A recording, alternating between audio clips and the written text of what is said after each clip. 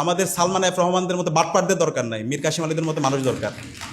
মীর কাসেম আলী এই মানুষটি সারাটা জীবন তিনি কাজ করেছেন, মানুষ তৈরি করার কাজ করেছেন।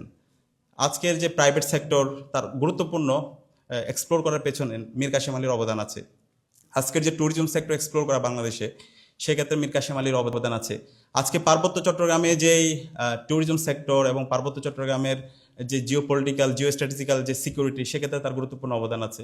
পার্বত্য চট্টগ্রামের এখানকার যারা উপজাতিরা আছে, এই মানুষগুলোর জন্য তাদের স্বাস্থ্যের সুরক্ষার জন্য উনি কাজ করেছেন।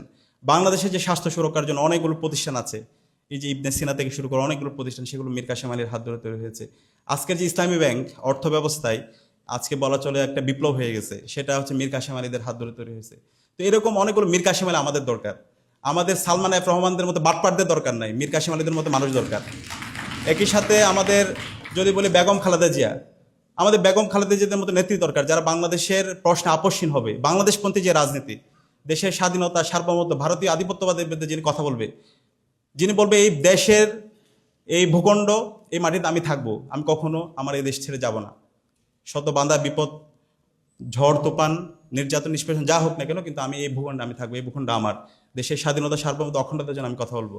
আমাদের শহীদ জিয়ার মতো নেতৃত্ব দরকার, যে শহীদ জিয়ার মাধ্যমে তার যে দেশের স্বাধীনতা সার্বভৌমত্বের প্রতি তার দরদ, আজকে যে পার্বত্য চট্টগ্রামের যে অখণ্ডতা, এই সব কিছু শহীদ জিয়ার অবদান।